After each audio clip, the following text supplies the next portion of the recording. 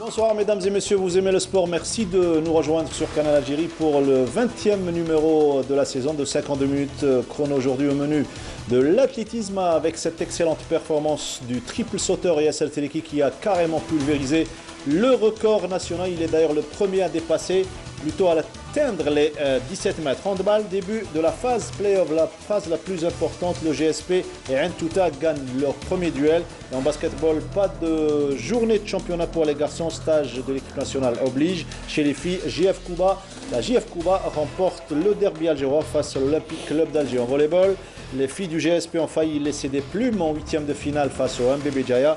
Alors qu'au cross-country, 9e étape du challenge de la Fédération algérienne d'athlétisme, Kenzade Ahmani, la revenante, et Bourouina remporte l'édition d'El Khrouk. Tout cela, comme chaque lundi, avec nos invités et notre consultant maison qu'on retrouve avec grand plaisir. Un petit coucou à Abdelnour Belkhair, hein, un petit lapsus, il est dans ma tête, donc Abdelnour Belkhair qu'on salue. Nordine Hani, bonsoir.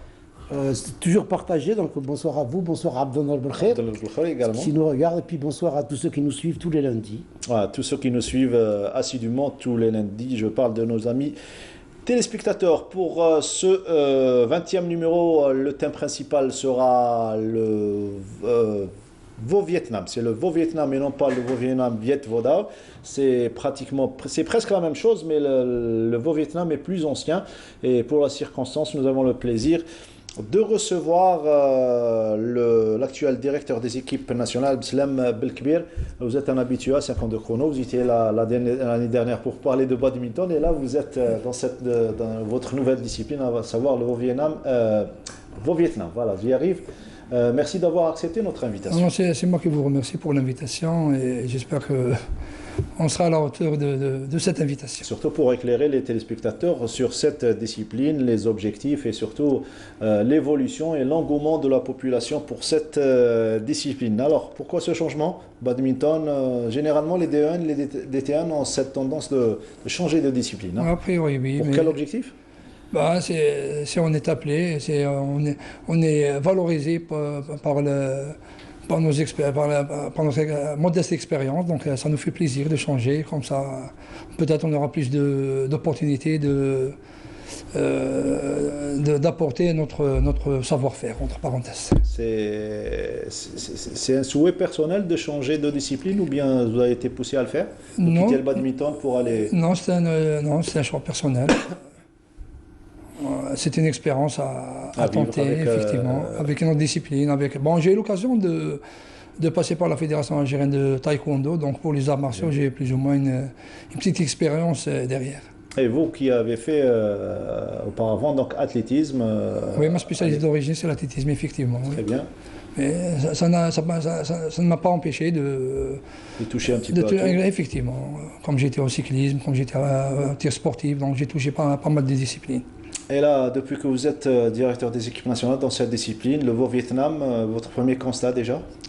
Déjà, c'est une nouvelle fédération sur le plan de structuration, même si la discipline elle existe, ça fait bien longtemps, depuis les années 70, avec le maître Aït Abdelmalek Al-Arbi. Donc, a priori, c'est lui qui a introduit la discipline en Algérie. Et maintenant, il y a son disciple Ahmed Tahar Hadjouj, il est en même temps président de la commission technique, et celui qui prend le relais. Donc après, on essaye de structurer la fédération et d'instaurer tout ce qui est sur le plan organisation, tout ce qui est équipe nationale, en prévision des joutes continentales et mondiales. Beaucoup de gens aimeraient savoir, est-ce qu'il y a une différence réelle déjà entre le Vo-Vietnam et le Vo-Vietnam Viet-Vodao? Sincèrement, peut-être que je suis mal placé pour faire la différenciation, mais c'est déjà sur le plan de dénomination, déjà, c'est le fait qu'il y a, oui. Effectivement, il y a déjà deux fédérations qui existent, automatiquement, il y a une certaine différence. Donc, sincèrement, il y a certainement des similitudes. Oui, ça c'est sûr, de manière générale. Mais ce qui est intéressant de savoir, c'est que les arts martiaux de manière générale, ça reste toujours une opportunité aux athlètes de s'illustrer. Et surtout pour les Algériens, ils l'ont démontré à maintes et plusieurs reprises. Très bien. Une discipline qui s'est cachée un petit peu sur le plan médiatique, Nordine Hani, ces dernières années, notamment depuis l'apparition de cette nouvelle discipline, le Vietnam Viet Vo Dao, grâce à un certain monsieur Jouedj, qui a fait du grand travail sur le plan médiatique. Ouais, tout Là, d'abord, on parle de Vo Vietnam. Hein. ouais, tout d'abord, je voudrais revenir sur notre invité. Donc, il a peut-être changé de discipline, mais mieux vaut une fédération qui change et qui ramène des techniciens que des fédérations qui n'en ont pas du tout. Très Donc, c'est une bonne chose. C'est des techniciens qui ont été formés. Donc, il a fait les mêmes études que moi, l'ISTS. Et donc, il peut faire de la conception. Il n'est pas obligé d'être spécialiste dans la discipline, puisqu'il y a des entraîneurs, il a tout un staff avec lui. Donc lui, il est beaucoup plus dans la stratégie, dans la conception, dans le développement, dans des facteurs qui se ressemblent dans toutes les disciplines. Maintenant, pour en revenir à la discipline, c'est une discipline qui n'était pas très très connue. D'abord, il y a eu l'amalgame entre Vo Vietnam et le Vo Vietnam Viet Vo Dao, effectivement. Quoique les deux sont des veaux, donc, mais je pense que c'est une discipline. Vous savez, les Algériens aiment bien les sports de combat. Donc, notre jeunesse aime bien les sports de combat parce que ça leur permet de se défouler, ça permet également donc, de s'exprimer. C'est un moyen d'expression. Donc, je pense que c'est une discipline qu'on peut très bien développer en Algérie. Ah, il y a l'engouement et surtout la nature du nord-africain permet un petit peu à l'évolution de cette discipline en Algérie. La nature, je parle psychologique surtout. Oui, surtout. Voilà. On va revenir sur les étapes de préparation pour les grands événements, notamment ce test d'évaluation qui a eu lieu dans Kadal Beda ce week-end, c'est-à-dire le samedi matin. Mais on commence par ce qui fait l'actualité, Nordine Hani, bien évidemment. Ce record, c'est ce très grand record, hein, une grande performance de la part du triple sauteur Yasser Triki. Les images, s'il vous plaît, 17 mètres, soit la troisième meilleure performance mondiale de l'année qui le propulse au championnat du monde de Doha du 28 septembre au 6 octobre 2019. Le meilleur performant mondial de l'année, le Burkinabé Zango Fabrice, 17,58 m, réalisé le 27 janvier dernier à Paris devant l'américain Chris Carter qui a sauté 17,18 m à Houston le 26 janvier dernier. Sur le plan africain, Triki est en seconde position en termes de meilleure performance de l'année derrière le Burkinabé Zango. Il est à rappeler que Triki avait battu vendredi 25 janvier au Texas l'ancien record national qui était détenu par Lotfi Kaïda, 16,52 m, soit 3 cm de mieux avant de l'améliorer cette fois-ci à 17 mètres, donc plus de 40 cm. Et on parle du record en salle, puisque le record en plein air est toujours détenu par Lotfi Kaïda, 16,92 m, réalisé en 91 à Monaco. Écoutez, Triki, c'est un jeune qu'on suit depuis longtemps, donc c'est quelqu'un qui a une marge de progression importante, on l'a vu, donc c'est quelqu'un qui s'est entraîné, qui croit fermement, qui est en train d'améliorer le record, un record qui date depuis très longtemps. Alors, Khaïda, ça remonte à très c'est loin. C'est l'athlète Abdel Belkhair d'ailleurs. Absolument. Donc on voit qu'il y a dans ces disciplines qui sont beaucoup plus techniques en athlétisme, il y a quand même des jeunes qui émergent et qui, je pense, sont sur la bonne voie. Sur la bonne voie, vous êtes un spécialiste d'athlétisme, un avis sur la performance de Triki, 17 mètres, c'est le top mondial. Hein. Effectivement. Donc, et ça, comment dire, ça démontre qu'il y a pas mal de potentialité, surtout dans la discipline de l'athlétisme. Et ce qui est intéressant, c'est le suivi des athlètes, parce qu'il y a beaucoup de déperditions dans l'ensemble des disciplines. Il n'y a pas que l'athlétisme, mais l'athlétisme a été toujours locomotive. Effectivement, locomotive, une discipline qui apporte des médailles pour l'Algérie. Donc ça reste vraiment une performance extraordinaire, mais ça reste toujours, on dit toujours que c'est l'arbre qui cache la forêt. Normalement, il y a beaucoup d'athlètes qui sont derrière, mais la déperdition qui fait vraiment, qui massacre l'ensemble du travail qui se fait avec les jeunes talents. Voilà, et 17 mètres en cette période de la saison, c'est vraiment une énorme sensation et surtout une grande performance. On reste en athlétisme pour parler de cette première sortie en salle d'Oussama Charad, le demi-fondiste qui a terminé avec un chrono de 5 minutes 9 secondes et 13 centièmes à la 9e place du 2000 mètres de Liévin en France, remporté hier dimanche en soirée par Birhanou Balou du Bahreïn en 5 minutes minutes et 34 centièmes devant le Marocain qui termine deuxième, Sofiane El-Bakali, 5 minutes 0-0. Voilà pour l'athlétisme. On arrive au Vietnam et ce test d'évaluation qui a eu lieu à Dar el Beida samedi dernier. Sofiane Hamoudi, notre reporter, était sur place pour revenir avec ce reportage. La sélection algérienne prendra part avec une trentaine d'athlètes au championnat d'Afrique de faux Vietnam au Maroc avec l'objectif de glaner le maximum de médailles d'or et préserver son titre continental et mondial.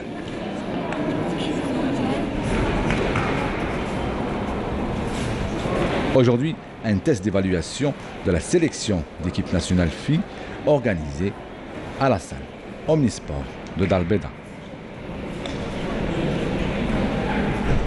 Aujourd'hui, c'est les derniers tests d'évaluation de l'équipe nationale filles.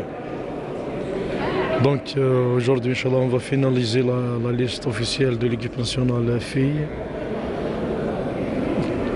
Qu'on souhaite que c'est une liste qui va faire une très belle représentativité pour l'Algérie. Chaque saison, on fait la resélection de chaque saison. Donc pour les athlètes, ils doivent toujours gagner le championnat d'Algérie. Première, deuxième, troisième place. Chaque saison, on a de la sélection. Même si chaque année, il est dans l'équipe nationale, mais il doit être podiumé.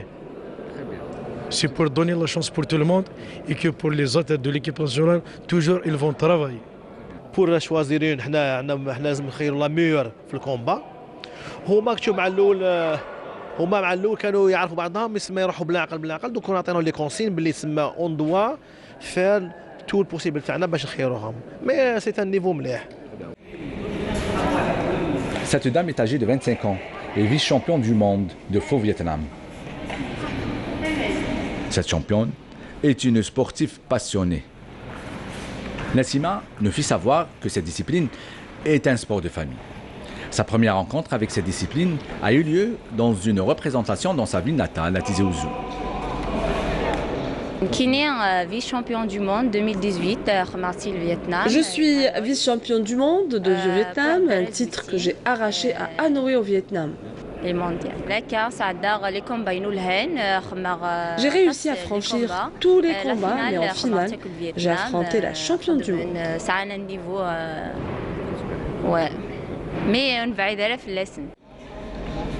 Sous l'œil vigilant de son époux, cette championne fait tout pour réussir son test d'évaluation. متأهلة 100% على خاطر عندها بزاف لي كاباسيتي وملي بدات من بكري وهي توجور بوديومي في المرتبة تاعها توجور هي في لا كاتيجوري تاعها توجور هي الأولى. Rappelons que cette discipline est un art martial vietnamien créé à Hanau en 1938. Elle a fait son apparition en Algérie dans les années 80. Le Vo Vietnam, c'est un art martial vietnamien traditionnel qui est créé par notre maître et fondateur Nguyen Duc Moc. C'est apparu ici en Algérie en 1979, je pense, par le maître l'Arbi Ait Malik. Et voilà, nous sommes aujourd'hui. J'aime bien cette discipline, c'est un art martial vietnamien qui est issu de Vietnam, tel que le nom l'indique. Cette journée-là, c'est la journée exceptionnelle pour nous. On est venu pour la phase finale de la sélection de l'équipe nationale. C'est là où on va s'imposer pour savoir que je serai dans l'équipe nationale ou non. Le faux Vietnam, il se repose sur une série de techniques et un travail d'équipe. On y utilise à la fois le poing et les pieds avec une technique inspirée de divers arts martiaux. Voilà, vous venez de découvrir cette discipline et l'objectif de ce stage, surtout évaluer les athlètes sélectionnés déjà à partir d'un championnat national qui a déjà eu lieu. Effectivement, oui. Donc, le championnat national qui s'est déroulé à Tarbes, ça nous a permis de cerner mieux la présélection. Et à la première phase qui s'est déroulée le 25 janvier, et maintenant c'est la deuxième phase qui a concerné les filles, les dames. Et la semaine prochaine, ça sera autour des hommes pour passer par la même phase. Comme ça, on aura pratiquement, on va sceller d'une manière définitive la liste. Mais ça sera toujours une liste élargie, puisqu'il y a les championnats d'Afrique et la Coupe du Monde. Donc c'est au mois de mai. Oui. C'est au mois de mai. Donc c'est les objectifs phares de cette saison pour les seniors. Et par le biais de ces sélections, on va essayer d'arrêter la liste pour entamer la phase de préparation à ces joutes. Il n'y a pas de star dans cette équipe, même les meilleurs, même la vice-champion du monde, on l'a vu, elle est passible par ce test. Effectivement, il n'y a pas d'exception, c'est tout le monde qui doit faire ses preuves. Même quand on est champion du monde. Même quand on est champion du monde. Donc c'est tout le monde qui doit repasser par la case de départ. Comme ça, tout le monde est sur le même pied d'égalité. Et comme ça, même pour la direction technique et les entraîneurs nationaux auront l'opportunité, l'occasion de revoir les athlètes et ne pas se fier au titre, ni au passé, ni à l'historique de l'athlète. Alors, mois de mai, c'est juste à côté, donc il ne reste pas beaucoup de temps. Donc, est-ce qu'il y a eu une préparation spéciale pour ces deux événements, championnat d'Afrique et championnat du monde? Pour l'instant, on va l'entamer. Juste après la finalisation de la sélection, on va entamer la préparation. Ce qui est intéressant, c'est la disponibilité des athlètes. On risque de ne pas avoir le problème des études que pratiquement les fédérations en souffrent. Et on va essayer d'instaurer et de planifier un travail continu jusqu'à le départ de la délégation. Inch'Allah, c'est tout le mal qu'on souhaite à notre sélection nationale, garçons et filles. On va revenir, vous restez avec nous sur le thème principal, à savoir le Vaud-Vietnam. Il y a d'autres résultats encourageants qui se passent, qui ont eu lieu, donc enregistrés dans d'autres disciplines également. Absolument, donc vous savez bien que j'aime les jeunes talents, j'aime les découvertes. Et cette fois-ci, donc, je suis en train de suivre deux jeunes escrimeurs. Ils sont frères et sœurs, donc c'est la famille Fleh. Et dernièrement, ils ont participé à un circuit régional Grand Est en France. Et Dani Adam Fleh, le garçon, dans les moins de 15 ans, a remporté la médaille d'or, alors que sa sœur, Inès Djad Fleh, a remporté la médaille de bronze. Donc deux jeunes qu'on est en train de suivre, que la fédération algérienne, à travers Salim Bernaoui, est en train de suivre. Et qui nous ont promis d'être les invités du plateau de secondes de chrono dès qu'ils seront de passage en Algérie. Inch'Allah, il faut rappeler également qu'il y aura deux gros événements les 2 semaines à venir. Le week-end prochain, il y aura donc la Coupe du Monde junior de sabre et juste après, il y aura les championnats d'Afrique d'escrime, toujours à la salle Harsha, donc une semaine plus tard. Voilà pour les sports olympiques, transition toute faite, une transition de l'olympisme et on se retrouve juste après.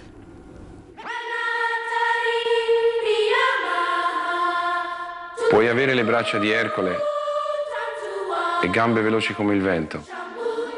Puoi sollevare le spalle sopra il canestro, avere lo slancio di un delfino, i riflessi di un gatto. Puoi avere tutto questo e avrai il fisico, gli strumenti. Ma non avrai la grandezza finché non capirai che il muscolo più forte è il cuore. Per me questa è l'anima delle Olimpiadi. Les Jeux, c'est dans un peu plus d'une année, ça sera à Tokyo en 2020. Nordinani, on va parler de handball cette fois-ci et la phase la plus importante, les choses sérieuses qui commencent avec le tournoi play-off et play-down aussi. Absolument, donc après une première phase qui n'aura finalement servi qu'à déterminer des niveaux, c'est une première phase qui n'aura servi à rien, puisque maintenant avec un championnat à 8 clubs, ça va vraiment devenir de la concurrence et il va y avoir un beau championnat.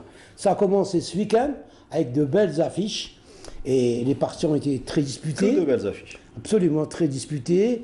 On a vu donc le JSP affronter Skikda, Ain Touta qui recevait Annaba, qui a eu du mal, même si le score est de 6 buts, mais ils ont eu du mal à battre Annaba. Borj qui a été battre sur le fil Saoura. Mais Saoura, il ne faut pas oublier que c'est la première année où ils accèdent en excellence. Donc objectif atteint. Absolument. Baraki qui gagne également. Donc ça va être très très dur, puisqu'on sait que Ain Touta et Borj sont partis avec 2 points de bonus. JSP, lui, part avec un point de bonus, puisque le second part avec un point de bonus. Donc, c'est un petit peu serré, ça va se jouer jusqu'à la fin. Cette semaine, donc, l'affiche, c'était ce déplacement de Skikda vers le groupement sportif des pétroliers. Le commentaire est signé Nordin Hani et il s'est passé pas mal de choses dans ce match.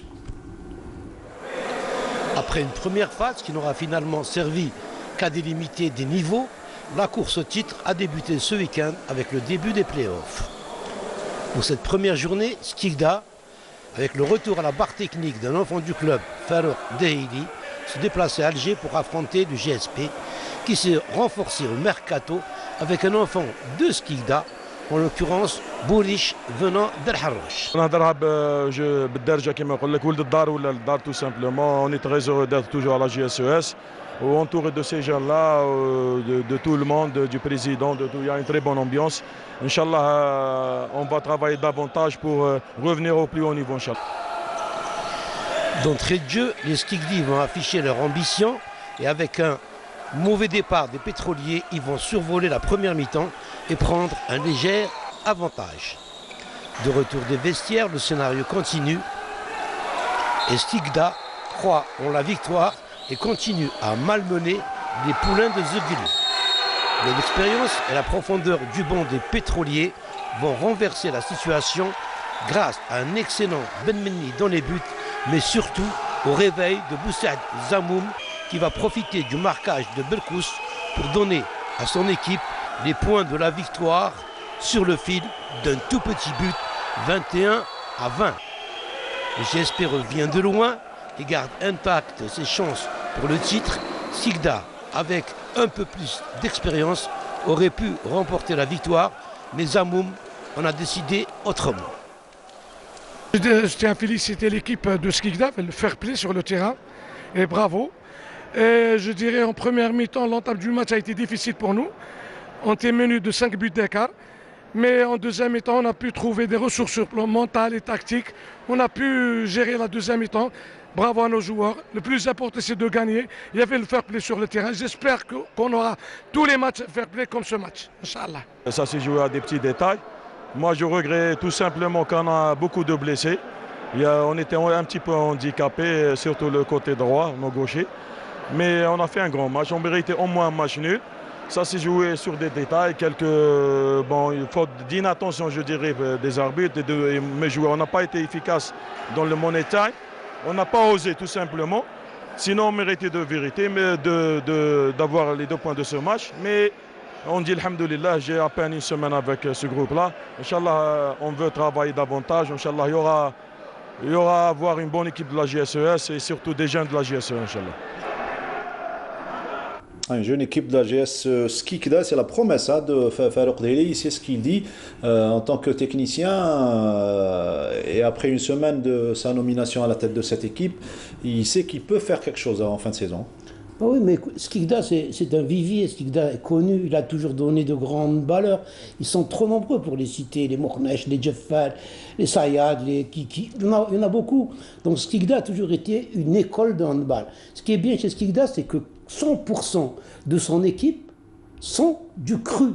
C'est des enfants qui ont grandi donc, au niveau de Skikda. Donc c'est bien ça. C'est une leçon qu'on donne à d'autres équipes qui passent leur temps à acheter des joueurs au lieu de faire dans la formation. Donc je pense qu'il y a des équipes qui reviennent. On a parlé Skikda, on parle d'Al-Naba qui revient, donc avec aussi 90% du cru. Même les entraîneurs sont du cru, à savoir les 2 internationaux, Loukil et Boudrali. Il y a une équipe qui arrive, c'est Entaya, c'est l'équipe du cœur, donc j'en parle tout le temps.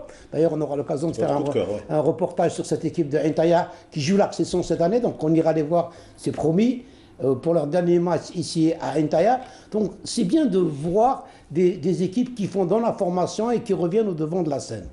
Voilà, comme la GSE Skikda et d'autres équipes, ça va se jouer très serré cette saison, surtout que Ain Touta est en train de faire des massacres dans les rencontres puisqu'elle a dominé l'Olympique Annaba 30 buts à 23. Vous avez profité de la présence de Farouk Dehili qui était le dernier directeur technique national en poste pour en savoir plus pour les raisons de son départ de la DTN juste avant les derniers championnats d'Afrique. Il y a eu ce résultat décevant, une 6e place jamais réalisée dans l'histoire du handball algérien. Eh bien, sa réponse, vous allez l'écouter, elle est pleine de sens. Hein. On l'écoute. Vous avez été directeur technique national, vous êtes parti sans rien dire. Est-ce qu'on peut avoir aujourd'hui quelque chose sur votre départ? Bon, tout simplement, je suis très à l'aise au terrain. Moi, le 20 sur 40, je me retrouve très bien et je me fais plaisir. C'est le plus important. Merci, je vous remercie. Voilà, bref et précis. Très subtil, le 20-40 c'est un terrain de handball. Donc, mais le sens de... Absolument, donc il était pas dans une... il travaillait pas dans le handball exactement. Donc c'est une bonne chose que Farouk Dehili revienne sur le terrain. Sur le terrain, d'abord avec El Harrouch et ensuite avec l'équipe de Skikda. Finalement, vous les techniciens, vous vous sentez mieux sur le terrain? A priori, mais comme le 20-40 mieux que le 21-27. C'est mieux que le 21-27. Voilà, il est plus. Il a été beaucoup. C'est ce que voulait dire Dehili. Voilà, c'est ce qu'il voulait dire. Hein. Voilà. Farouk Dehili, on reste avec le handball cette fois-ci pour parler de la phase play-down. Là également, on joue notre survie dans ce championnat excellence, division excellence messieurs. Et là également, sa bataille très dure. L'effet marquant de cette phase play-down avant de voir le match qu'on a choisi pour nos amis téléspectateurs. Le fait le plus marquant, c'est qu'en 2019, une rencontre est annulée à cause d'une panne électrique. C'est pas normal qu'on annule une rencontre à cause d'une défaillance électrique. Il y a toujours moyen d'avoir dans une salle, d'avoir un groupe, absolument. Et c'est la rencontre, c'est Abel Harrouch, c'est Mila. Donc il ne s'est pas déroulé, elle a commencé et puis le match n'a pas été à son terme puisqu'il y a eu cette défaillance électrique. C'est dommage parce que ça devient serré là, les résultats comptent. Donc un match qui reste comme ça en retard, ça peut prêter à équivoque. Donc je pense qu'on ne reverra plus des choses pareilles. Sinon, très belle victoire de El Biar. Hein. El Biar qui a changé d'entraîneur. C'est devenu, je voulais en parler, c'est devenu à la mode aussi le changement d'entraîneur au niveau du handball. C'est devenu comme le football. À Intouta, on sent leur 3e entraîneur. Skikda change d'entraîneur. El Biar change d'entraîneur. C'est pas normal. Le handball n'a jamais été comme ça. Donc il y a quelque chose qui ne va pas dans ces changements d'entraîneur. Mais bon, le El Biar a quand même réussi à gagner. C'est dommage hein, contre une autre école. Alors, il y a 4 écoles dans cette phase play-down. Absolument, absolument. Donc c'est El Biar qui jouait contre Seida. Une victoire de 6 buts d'écart quand même. Hein, c'est assez important. Donc à ce niveau-là, chez le Roumel Aid, lui, a été battu chez lui par l'Olympique d'El-Oued 32-28. Et puis Arze a battu Tejnant 23-19, donc c'est un petit peu serré. Il y a 3 équipes qui sont à 0 points, Tejnant, et Mila. Ça va être dur pour la descente en 2e division. Et le match qu'on a choisi pour nos amis téléspectateurs, c'est celui qui a opposé El Biar, le handball club d'El Biar, à l'équipe du MC Saïda. Retour sur ce match et on se retrouve juste après. Handball Club d'El Biar, MC Saïda, voilà un duel qui devrait se jouer en haut de l'affiche. Les 2 équipes auteurs d'une saison moyenne se retrouvent à défendre leur survie en division excellence. Le premier quart d'heure sera celui des gardiens ou des ratages. Ce qui est sûr, c'est que les 2 cages n'ont pas été trop sollicitées. Au-delà de la 20e minute où le score était de 6 buts partout, on assiste à plusieurs sorties pour 2 minutes. Hadj Sadouk et ses coéquipiers sont mieux organisés dans les 5 dernières minutes et prennent 3 buts à la pause, 11-8. On s'attendait au réveil des Saïdi en seconde période, ça n'a pas été le cas. Les protégés de coach Bouzidi creusent l'écart à 5 buts à la 40e minute. À ce moment, Dahmani demande un temps mort pour recadrer ses joueurs. La réaction n'y est pas et la différence augmente à 8 buts, ensuite à 10 à 10 minutes de la fin. Les camarades de Fesri tentent un retour, mais El Biar avait déjà fait l'essentiel pour rester à l'abri. Belle victoire de 23 buts à 17 en faveur des El Biarrois. Elle est belle et surtout elle est bénéfique, c'est-à-dire pour le reste du championnat à Playdown. On avait commencé les joueurs, j'ai senti qu'ils étaient très tendus. Vous savez, c'est difficile de gérer des pressions. Il y a deux pressions, c'est-à-dire une pression positive, celle qui vous met à l'aise, qui vous donne confiance. Et il y a une pression négative qui vous inhibe. On a peur de perdre, donc c'est pour ça en première mi-temps il n'y avait pas beaucoup de buts. Mais heureusement on a bien géré, les joueurs ont bien réagi en deuxième mi-temps. Le fait d'avoir pris le large sur 5-6 buts, ça nous a permis de préserver le score et de gérer le match comme on voulait. ما دخلناش في لو ماتش من اول دقيقه خرجنا من الماتش سيرتو ابري لا ديزيام مينوت وين les joueurs se sont emportés مع les arbitres والاخر دونك ما كانوش مركزين كما ينبغي و بون البيار كانوا مركزين في اللقاء تاعهم وين كانوا يخدموا اون بال مليح سورتو في لاتاك بون انا بيرسونيلمون ليكيب تاعي ما كانش او توب اليوم وهذا راجع لي بليسي اللي راهم عندي بون لي سيت رونترون اللي كانوا اليوم كانوا كاع دي بليسي سي لا سيمين هذه اللي بداو لي زونطرينمون تاعهم دونك ما نجموش نقارعوا منهم كثير. Ah, belle victoire d'El-Biar. Et là, on retrouve deux de vos anciens joueurs, Bouzidi et Dahmani. Bouzidi a été mon joueur en cas des juniors au Mouloudia d'Alger. Dahmani, ça a été mon élève à l'ITS d'Ayan Turk. Donc, j'ai contribué à sa formation d'entraîneur. Modeste contribution. Et là, l'épreuve, les fruits, il est en train de réaliser du bon travail avec Amsi Saïda. Il est ancien, il est ancien, ça fait très longtemps, c'est la stabilité et tout. Saïda, c'est un problème de moyens. Sinon, c'est une véritable école. Les meilleurs joueurs de Saïda partent de Saïda, vont faire le bonheur d'autres équipes parce que Saïda n'a pas les moyens de les payer. C'est dommage, hein, parce que Saïda, c'est une école du handball depuis l'indépendance. Hein. Saïda, ça a été une grande école de handball avant mon existence. Donc, c'est dommage qu'on en arrive là à Saïda. Je fais un coucou à mon ami Brahim Nouar, le président de Saïda, qui fait tout son possible pour essayer de maintenir en vie cette équipe de Saïda. Voilà, les résultats complets de cette première journée play-off concernant la division Excellence Nordin Hani. Alors, concernant les play-offs, Ain Touta a battu l'OM Annaba 30-23. La JSE Saoura s'est fait piéger par le Serbe Bolj-Valeric 21-23. Groupement sportif des pétroliers a battu sur le fil et la JSE Skikda 21-20. Berraqi a battu plutôt chez lui lycée Ouergla 20-18. Vous voyez, c'est des scores très très serrés. Hein. Ain Touta est première avec 4 points en compagnie de Bolj-Valeric. Derrière, avec pétrolier le bonus, avec 3 points. Berraqi est 4e avec 2 points. La JSE Ouergla 1 point. Et puis Skikda, Saoura et l'OM Annaba ferment la marche avec 0 point, mais rien n'est encore joué. Playdown, CR El Harrouch, CRB Milan, match non joué pour panne électrique. Shelrom Laïd qui a été battu par l'Olympique Al-Oued 28-32. Al-Biar qui s'impose devant MC Saïda 23-17. Et le SRZE qui a battu le MB Tajnant 23-19 au classement. L'Olympique Al-Oued est seul en première position avec 4 points. Arze deuxième avec 3 points. Troisième Al-Harrouch avec 2 points. En compagnie d'El-Biar avec le même nombre de points. On va fermer la partie handball avec des infos concernant les U17, l'équipe nationale des moins de 17 ans qui doit prendre part au championnat d'Afrique. Championnat maghrébin d'abord, qui commence après-demain, le 13, et notre équipe nationale, qu'on a fait à la va-vite, il faut le dire, qui n'ont pas fait de préparation, qui n'ont pas fait de match de préparation, et qui vont partir demain à l'aventure pour jouer les championnats maghrébins à Tunis. Ça commence le 13.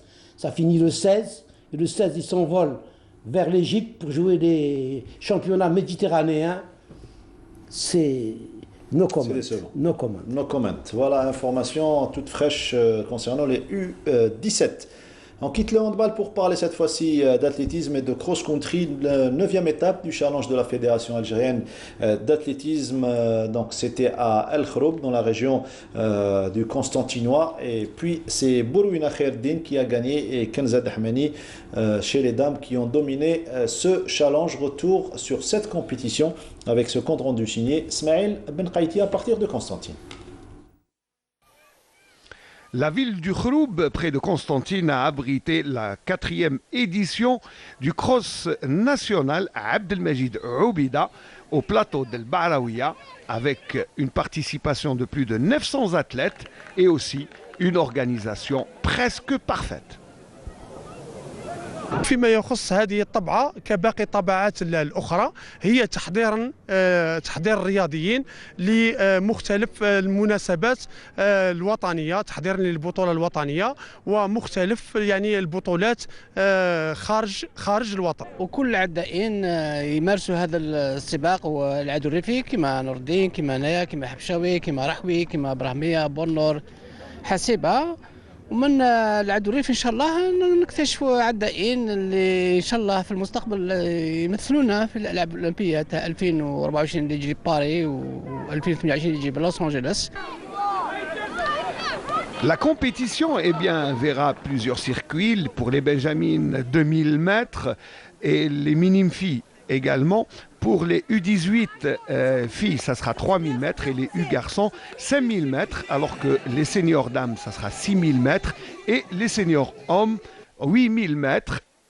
Et chez les dames, c'est l'inamovible Kenza Dahmani qui remporte le 6000 mètres avec brio. يعطيكم الصحة يعني عطيتوا لي فرصة باش نهضر يعني ديجا كنت حابة نهضر يعني ما طاحتليش فرصة في تيزي وزو باسكو كنت ما كان قلبي معمر ما نكذبش عليك.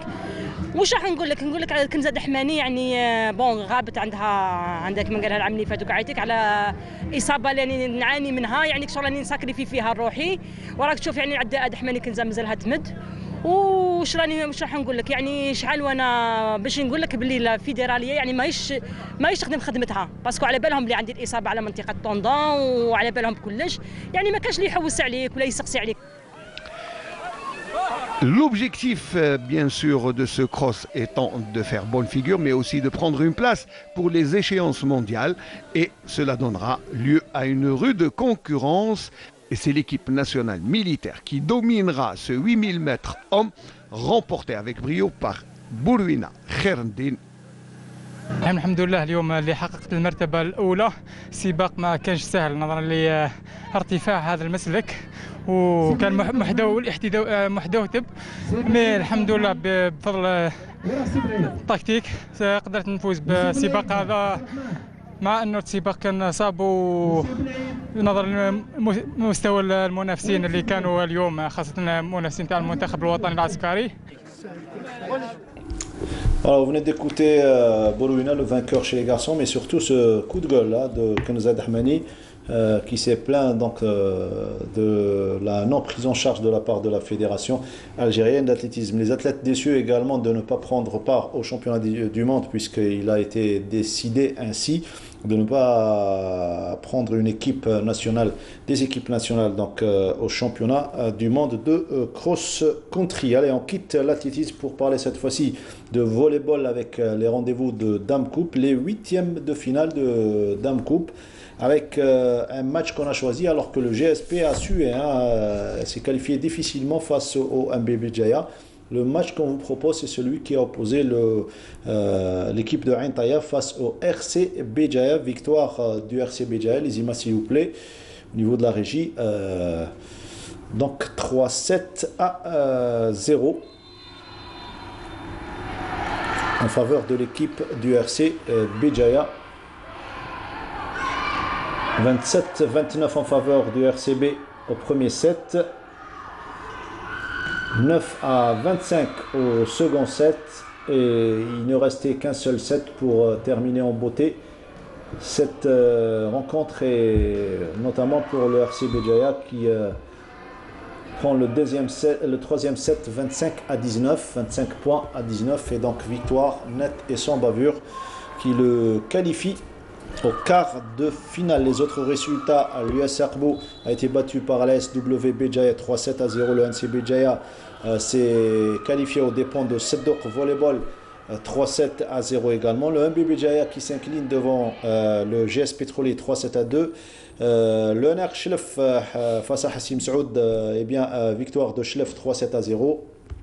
GSN Hameli qui bat Ain Tork 3-7-0 et même score entre le Wydad de Béjaïa qui bat l'OS Tichy 3-7-0. On devait couvrir une belle rencontre, c'est surtout pour le suivi de l'équipe qui avait réalisé une belle performance en 2015, saison 2015-2016. Il s'agit de l'USF Délice qui s'était qualifiée en quart de finale. Eh bien, elle devait être opposée face au CR Touja. La rencontre a été annulée, comme vous allez le voir à travers les images. Wahib Belhoua s'est déplacé sur place.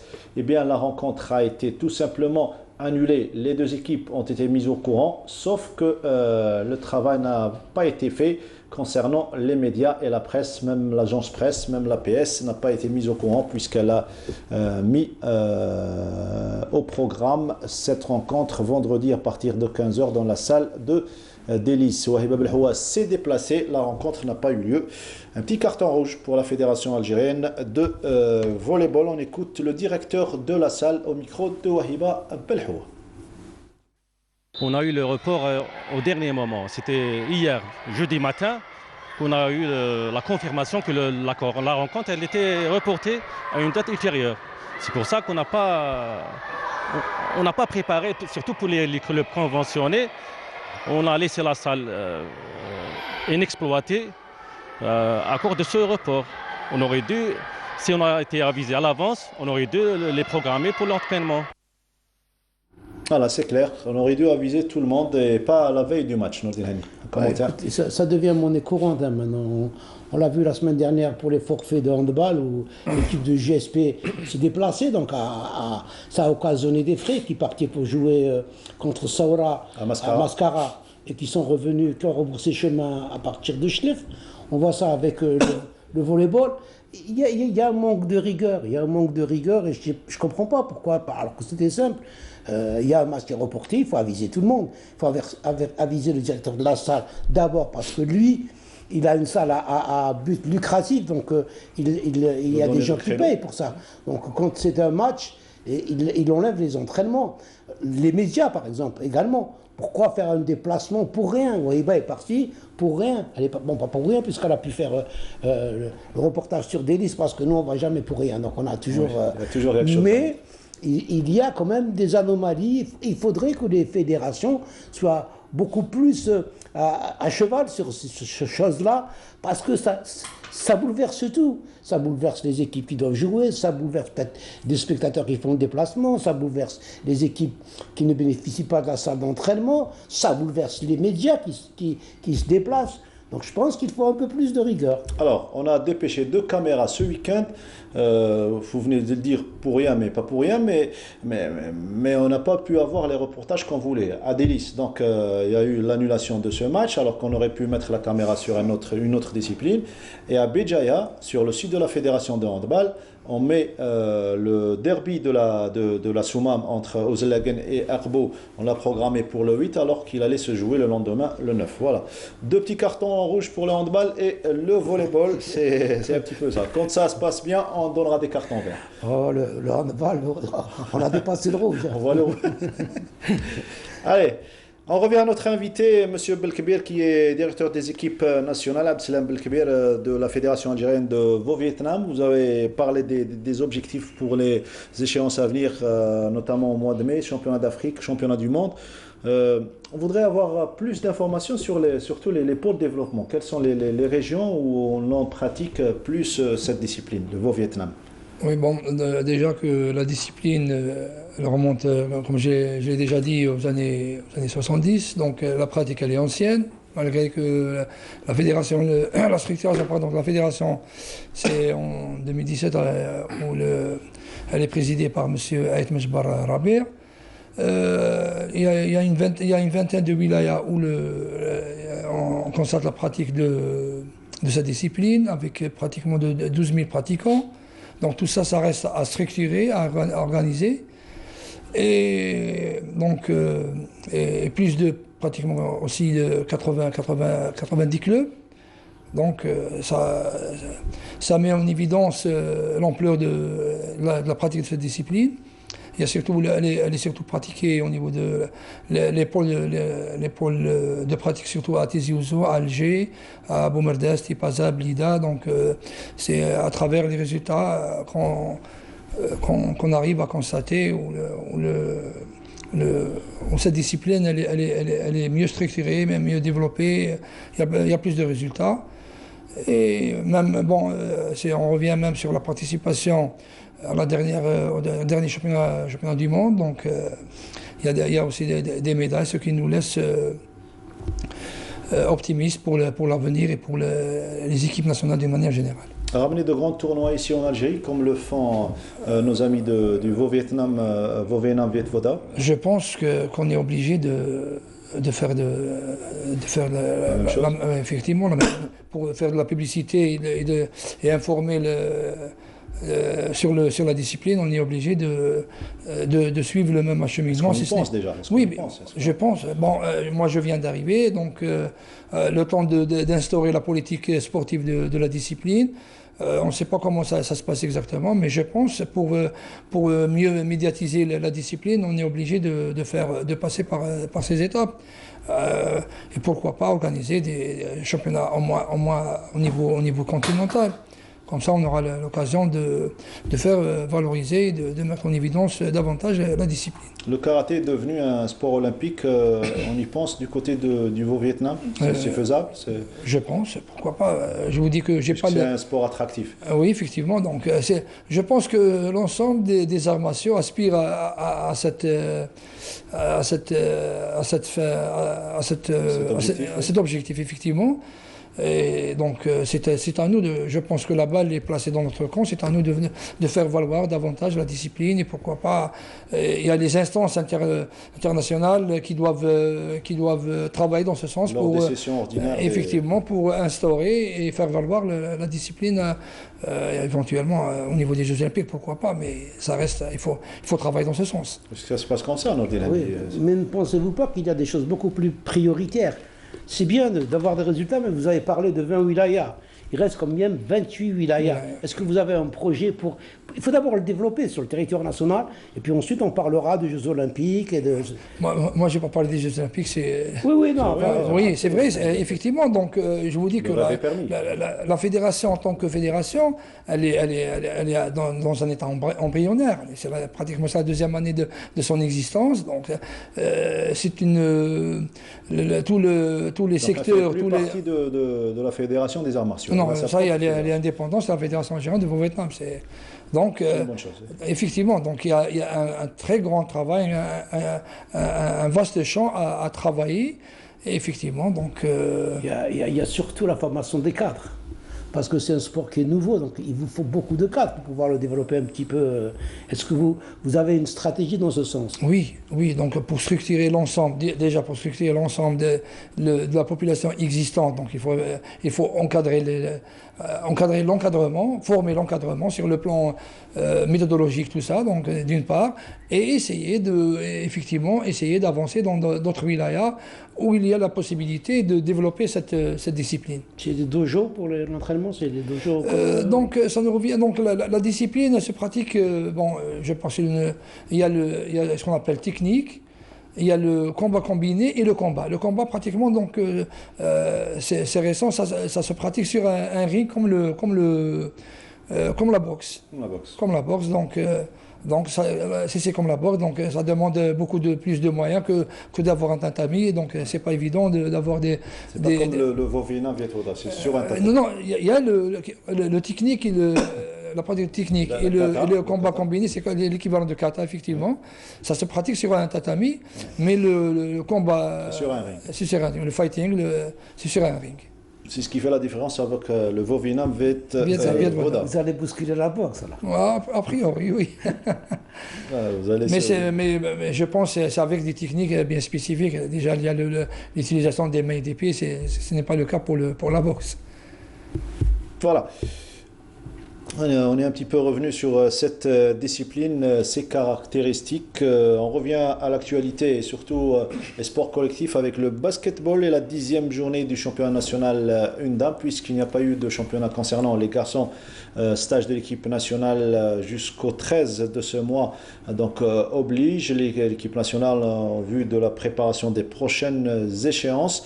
Eh bien, il y avait que les filles ce week-end dans les salles et sur les parquets. Nous avons choisi pour vous le match qui a opposé la JF Cuba, qui a réalisé dernièrement un excellent résultat en battant Hussein des Marines, l'un des prétendants au sacre, face à l'Olympique Club d'Alger. Les Cubains se sont bien comportés également cette fois-ci en battant les Olympiennes qui sont à la recherche de leur niveau d'antan. L'Olympique Club d'Alger qui revient progressivement avec l'entraîneur Chabi et Jamel Khalifa qui veille au grain toujours. Eh bien, victoire des Cubains, 69 points à 54. Une deuxième victoire qui s'ajoute à celle réalisée récemment face à Hussein des Marines. Eh bien, bravo encore une fois les autres résultats. USA Betna 58, RC Borj Bouarij 52. Le GS Pétrolier qui s'est baladé encore une fois face à son adversaire. Cette fois-ci, c'était face au MTC TIF, 72 points à 43. Le DRNB Stawali qui a été battu largement par Hussein des Marines, qui s'est réveillé un petit peu après avoir reçu cette défaite face à Cuba.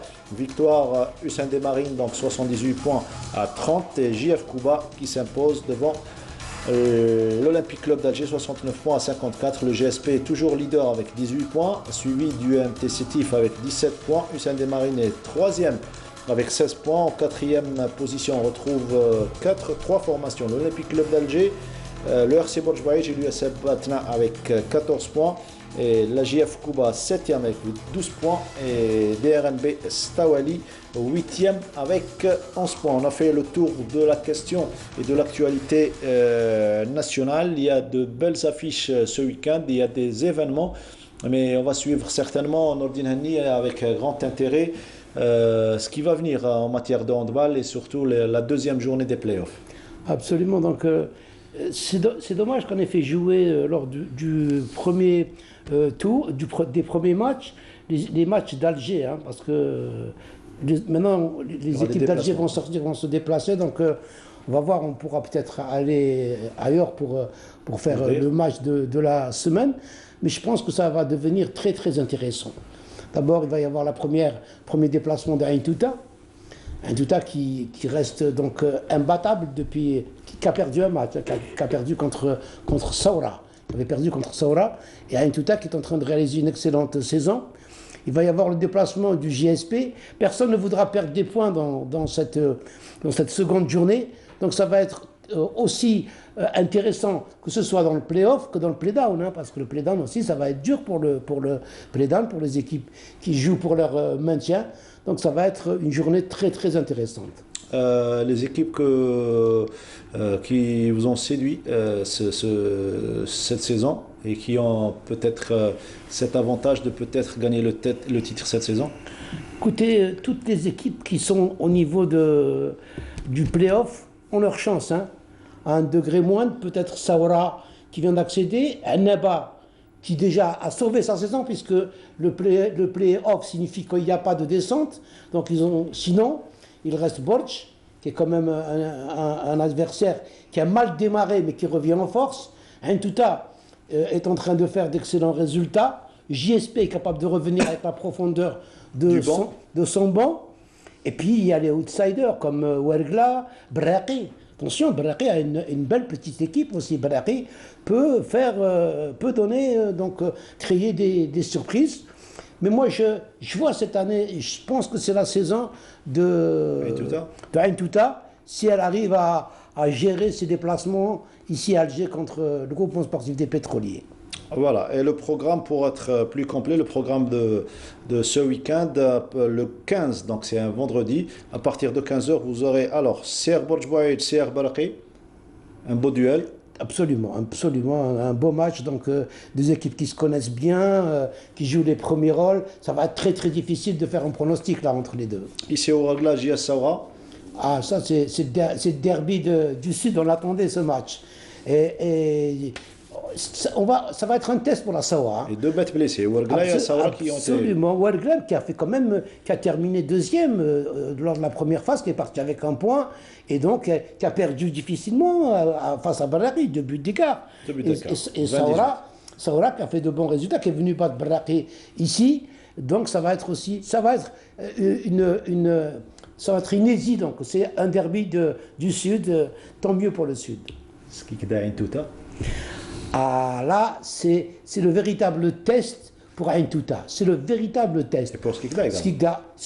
Skikda est en train de... Skikda n'a rien à perdre. Je pense que Skikda est une équipe jeune qui est en train de se former. Ils ont changé d'entraîneur. Il faut du temps pour que la mayonnaise prenne. Mais Ain Touta a un déplacement. S'ils arrivent à dépasser ce cap de Skikda, ils pourront aller loin. Skikda a prouvé en venant à Alger contre JSP qui a été capable de malmener les meilleurs. Donc ça va être un superbe match Ain Touta à Skikda. Et enfin, Ma'naba, JS Pétrolier. Alors là... Légèrement match piège pour le GSP. C'est un match piège pour le GSP, mais je pense qu'ils ont une profondeur de banc avec le retour en forme de Zamoum. Ils ont un effectif GSP. Elle a intérêt à réagir dans cette deuxième journée. Parce qu'elle a été battue 30-23 par Ain Touta. Oui, mais elle n'a plus rien à perdre. Annaba a atteint son objectif, c'est se qualifier au play-off. C'est-à-dire, le maintien est assuré. Annaba, c'est une équipe qui se prépare. C'est des jeunes, du cru, 2 entraîneurs qui savent ce qu'ils font. Je pense qu'Annaba, la défaite ne la gênera pas, mais elle voudra jouer les troubles faits. Voilà, c'est ce qu'on attendra avec impatience le week-end prochain pour voir l'évolution des scores. Voilà, c'était un petit jeu de pronostic avec Nordin Hani, notre spécialiste maison handball. On va attendre avec impatience donc les rencontres à partir de vendredi programmées. Et toutes les rencontres, ça sera à partir de 15h. Monsieur Belkbir, donc vous êtes DEN, vous venez tout juste d'être installé à la tête de la direction des équipes nationales.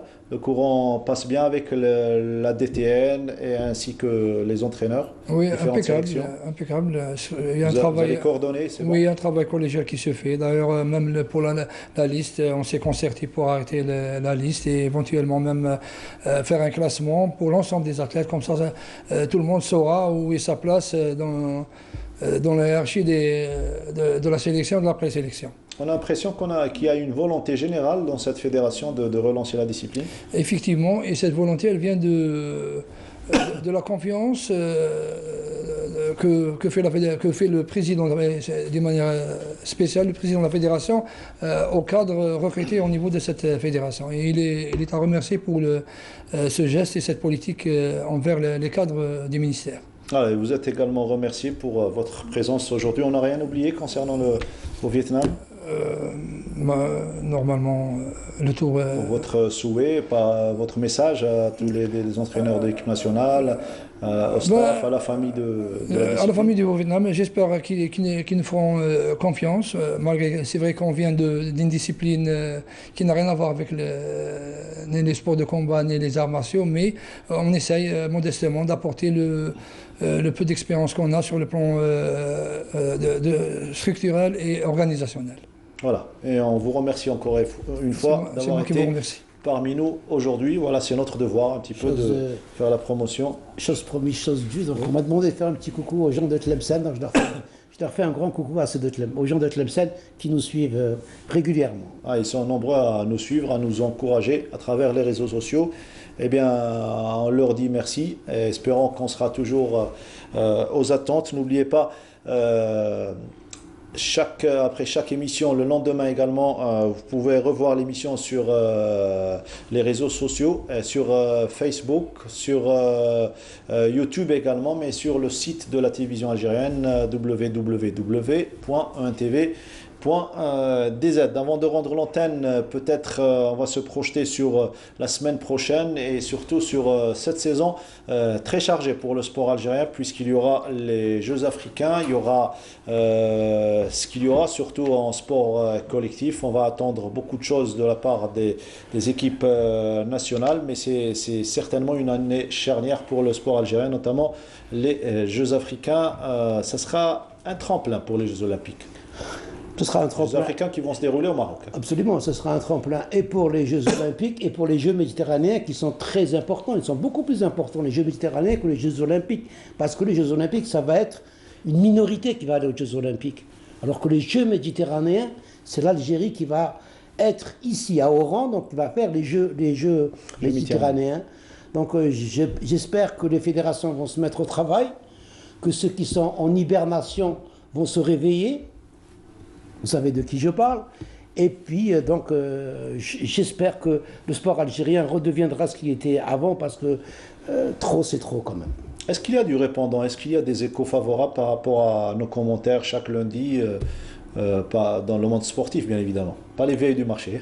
Écoutez, moi quand j'entends les déclarations du ministre, je sens qu'il a envie de faire bouger les choses. Mais au niveau des fédérations, il y a beaucoup de choses qui ne changent pas. Notamment quand on parle de l'installation des directions techniques nationales. On a l'impression de parler dans le vide. Il est technicien. Alors que c'est urgent. Il est technicien, il sait ce que c'est qu'une direction technique nationale. Comment laisser une fédération travailler sans direction technique nationale? C'est comme si vous me dites Bilal Hadjar ou bien une usine qui travaille sans qu'il y ait des gens compétents. C'est-à-dire qu'on met des gestionnaires qui n'ont rien à voir avec le sujet en question et qu'on veut faire tourner l'usine. C'est impossible, c'est impossible. Et c'est un cri qu'on lance toutes les semaines, que je lance depuis 6 ans, et je pense que je pars dans le vide, mais je continuerai à le dire. On continuera à le dire chaque lundi. On sera là pour dire les choses telles qu'elles sont. Merci à vous de nous avoir suivis. On se retrouvera lundi prochain pour le 21e numéro. Merci à Ofal Rouati. Merci à Fodil Nordine. N'oubliez pas, ce mercredi, big match au stade du 20 août à partir de 15h. C'est Ablouzdad, Jess Kabili, Hakim Kcheloud et Ahmed Lalibi.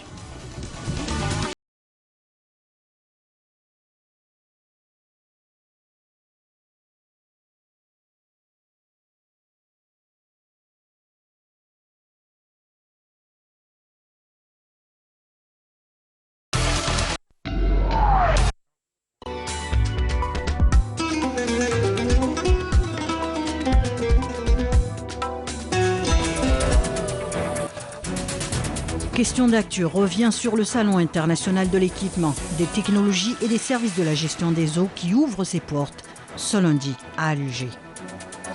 Question d'actu, c'est ce lundi à partir de 21h sur Canal Algérie.